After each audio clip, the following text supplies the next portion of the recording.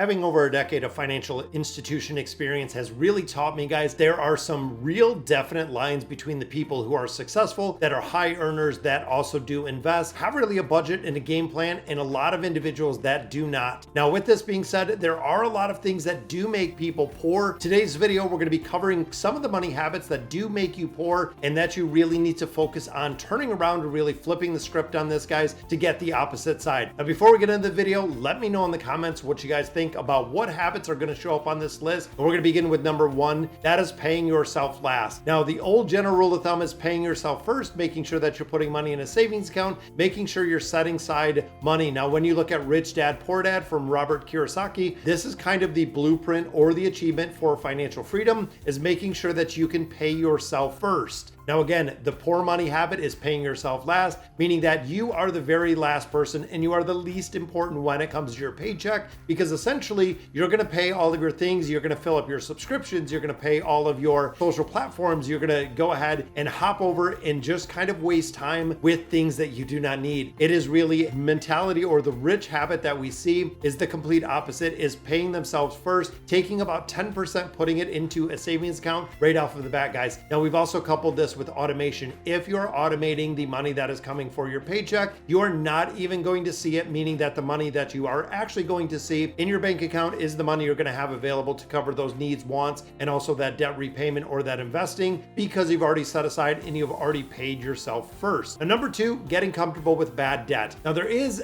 kind of a difference between good debt and bad debt. A lot of people are comfortable with bad debt. So we mean by bad debt, guys, it is really credit cards is probably one of the absolute worst debts. Looking at 20+%, which is the average of what people are paying on credit cards. This is an accommodation of a lot of small things. Most of the time when you look at the credit card balances, it is not very large purchases. It is not big things that you are buying. It is food, it is presents, it is clothes, it is entertainment. It is a lot of very small things which just compile over the years, meaning that bad debt. And a lot of people also do not know that they do not have to carry debt. Now, this came as an absolute shock when I was actually sitting down with an individual, kind of going through the financial counseling, and said, well, what do you mean I can pay off my car early? Well, what do you mean that I can pay off my loan early? I thought if I took it out for 5 years, I had to carry it for 5 years. They were very, very comfortable with bad debt because of the financial literacy piece that they were missing. Paying off debt early, especially when it comes to bad debt, is of course going to allow you to not only free up some of your income, guys, but it is also going to give you the ability to not pay interest, which is huge. Number three, not having an emergency fund. Again, this goes back to the fundamentals of starting to put away that 10%. Every time you're putting away that money, that is going to build the emergency fund. A lot of people do not have the emergency fund, which means they are living paycheck to paycheck. Not knowing how to budget, not knowing how to manage all of your finances is a majority of the people that I do see. Now, when you have the emergency fund, if something happens that is earmarked and that is a true emergency, which again, really have to check yourself on what a true emergency is. That way you have money. You're not going back to credit cards. You're not going back to loans. You're not going back to borrowing, because you have that money set aside. Number four, not knowing your income and your expense. This to me is probably one of the absolute most shocking ones. I see individuals that don't know how much money they make. They guesstimate, they know how much they make an hour. That is usually it, guys. They don't know how much is going to taxes, how much is going to investments, how much is going to savings, what is going to healthcare. They do not know the financial fundamentals or the paycheck that you're getting every 2 weeks, every week, every month, regardless of what it is. They do not know exactly to the penny how much they are making, which on the flip side is the exact same thing. They do not know where all of their money is going. So essentially they get paid, they cover what expenses they can, whatever is left, or if nothing is left at the end of the month, that is what they are happy with, guys. That is what they're okay. They're happy when they can cover the expenses that cover the 2 weeks, not thinking of the long term,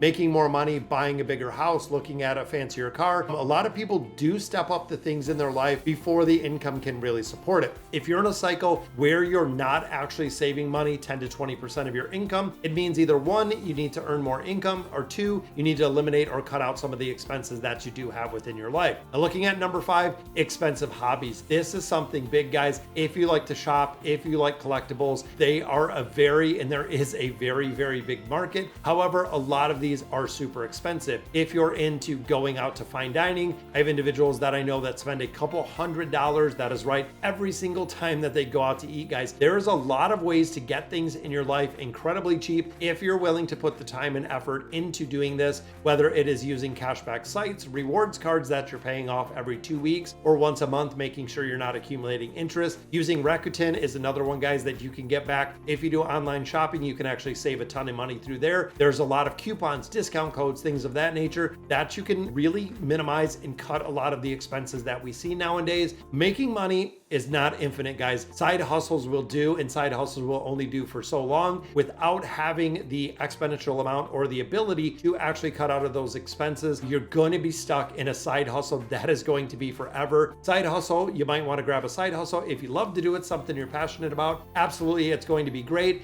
But if your side hustle is not generating you money, is not generating an income, it is a hobby, it is not a side hustle, guys. Got to really clearly define that. Next one we look at is paying too much in taxes. There is a crazy amount of ways to tax and cut your tax liabilities, guys. From looking at HSAs to looking at 401k contributions to looking at IRAs, there's a lot of ways and a lot of tax advantage accounts that a lot of people do qualify. However, they do not put money into them, guys. That is right. When you look at those tax advantage accounts, either you're going to save it yourself in those tax sheltered or tax advantage accounts, or you're going to give it to the government. Me personally, I would much rather save the money. That means maxing out those 401k contributions, maxing out the Roth contributions or the IRA contributions. Roths, of course, we know are not tax deductible, but it grows tax free. So again, thinking big picture, thinking long, absolutely you can break that down. Now you have to understand the tax rules, guys. Talk to your tax guy, but see what you can do. If you can put an extra couple hundred or a couple $1,000s into an HSA, into an IRA,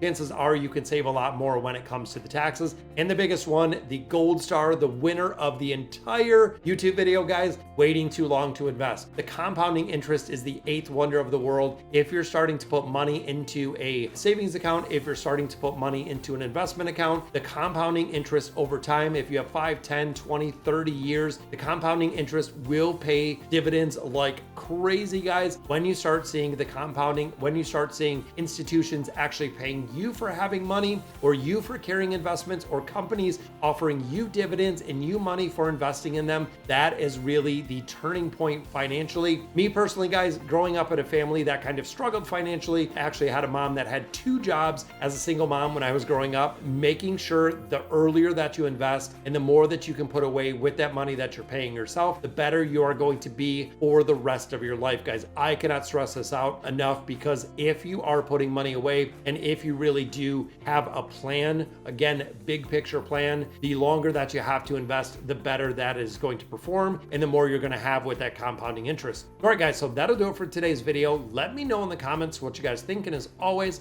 thank you guys for watching.